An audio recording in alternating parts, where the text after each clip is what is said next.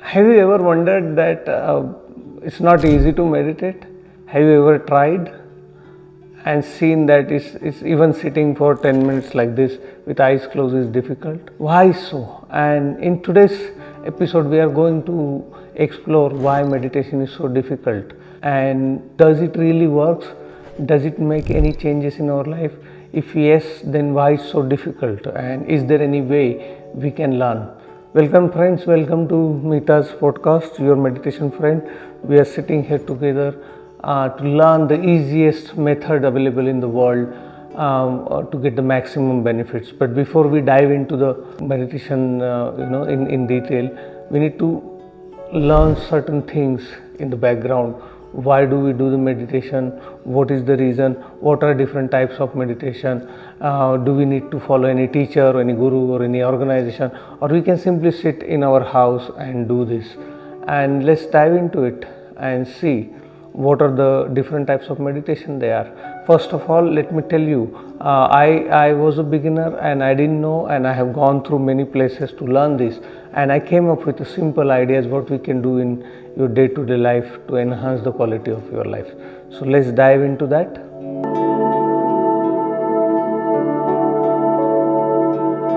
So before we dive into learning meditation, what exactly meditation is, we'll have to go back a little about the human evolution and how this planet was formed and what we are made out of, because it's very essential to know the history, how we have arrived here, and what made our mind so active that no matter what we do, we are not able to stop it, and the unconscious thinking just keeps going on and on and on. So how did we come here? We are supposed to be one of the most comforted generation that ever existed on the planet.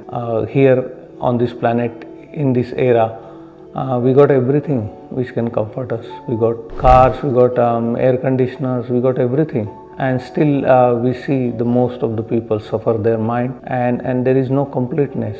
So before we can dive into the practices of meditation, first we need to set a background, how we arrived here, what happened, and why today's generation, even after having all the comforts in the world, why we don't feel complete or happy, or even if we feel happiness, it's momentarily and it goes, and we are back to the fight of survival, and everyone is fighting. Don't take me wrong, whether it's a owner of your company or whether you are an employee of a company, both are struggling. Actually, the people who are on the higher position struggles more and have very little time to live their own life, because they end up spending their entire time into making the living and forget to live. But as I said, we have to make sure we have to keep our mind open throughout this video. We are not here to say this is good or that is bad or this is right or this is wrong. We are here simply to explore, is there something we can do to enhance the quality of our life? And I can say yes, on my own personal experience.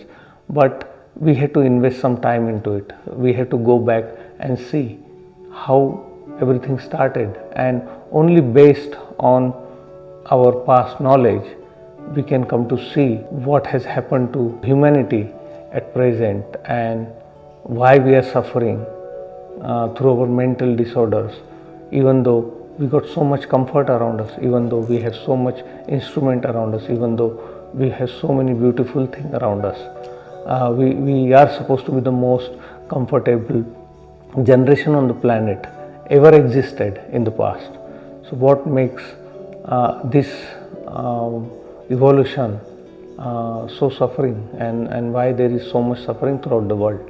What went wrong? And forget about the world, just concentrate on yourself. How can I make myself happy? How can I keep myself blissful? Because all we have to do is to be selfish enough to be blissful and peaceful within. So let's look back billions of years ago, when two stars collided.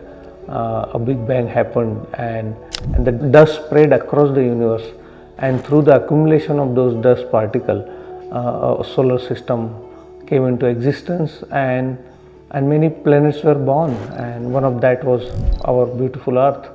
Took another millions of years to cool down, to be able to sustain a life, not only human life, but there are various life, and each life is very important. So started deep down in the bottom of ocean floor, and with a single cell organism, and DNA kept mutating, and Earth provided a fertile environment for life to grow on this planet, and it really tremendously went into into different different plants, and different variety of plants, and variety of animals, and variety of creatures, which itself is a miracle.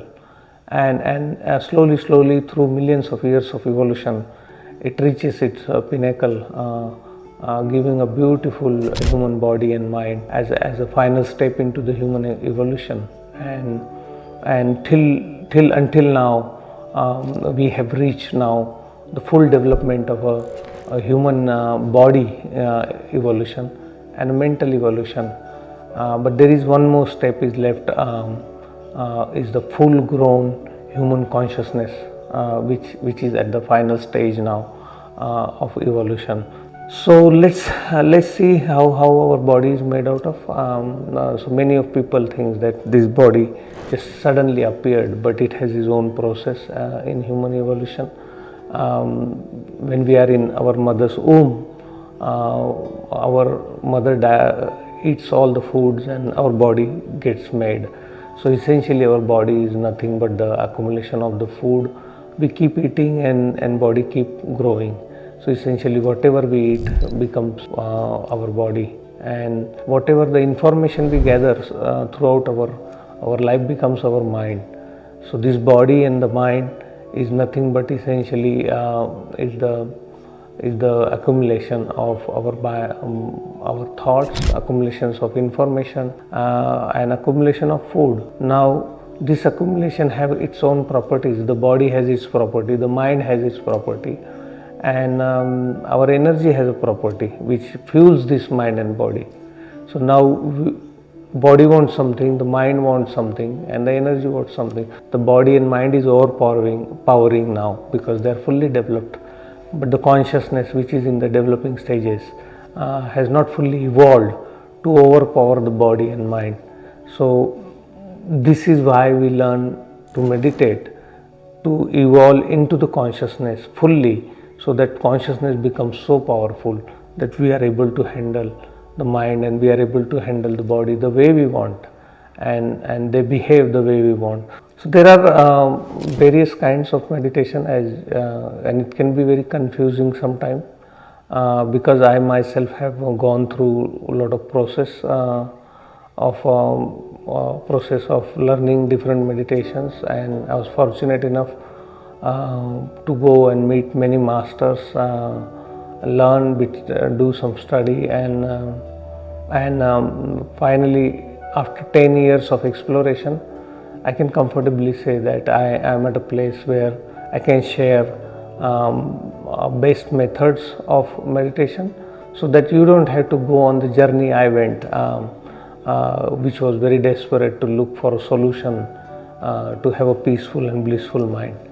And I can tell with confidence now that it does work, and I'm here to share with one of the most effective and simple method of meditation, which has given me tremendous amount of transformation in my life, which is called Samadhi meditation, which is a part of a Nirvikalpa Samadhi, means the meditation which is done without using mind. And I have also gone through evolution process of my own consciousness, in which I have gone through learning various meditations, which is called Savikalpa Samadhi. So there are basically two main types of processes. One is Savikalpa Samadhi, which is meditation using the mind. One is Nirvikalpa Samadhi, which is meditation done without using the mind. So In today's video, what we are going to learn, just the overview of this meditations, and I'll come up with another videos where I'll get you practice to do a practice with me on the video, and see how easily you can learn without going anywhere. Okay. So in the cervical samadhi, we have meditation like watching breath, we have meditation like chanting, body scanning, and we also have meditation where we can learn the sound, try to hear the sound of silence. In the nirvikalpa samadhi, basically we don't do any of those things. We just simply sit with eyes closed and see what's happening around us, and try to see and investigate like a scientist what is happening in this body, which is the very simplest method. But as I have seen in my life that we are very complex human beings. We don't like simple things. Unless somebody gives us some difficult task, we don't like, our mind is not very curious or very excited, because mind says simple is not going to transform my life. I need complexity, and that's one of the sickness of our mind, that the life is actually very simple. The life's method is actually very simple, and we are going to learn these simple things in coming videos, that how we can use these simple techniques and make our day-to-day life beautiful. My concern is not about years and weeks and months. What we are trying to learn here, how do I learn meditation in a simple word, in a simple process, as a beginner, and keep my mind open and see the actual transformation happening. In the next video, we are going to learn different types of meditation, its effects, what it does it work, and what are the things we can do in day-to-day life to remain meditative. Thank you so much for being with me, and I hope to see you soon. Please do write in comments if you like the video, and if you want to learn something new, please send us your questions, and we'll be happy to help you. Thank you so much for watching the video. Thank you.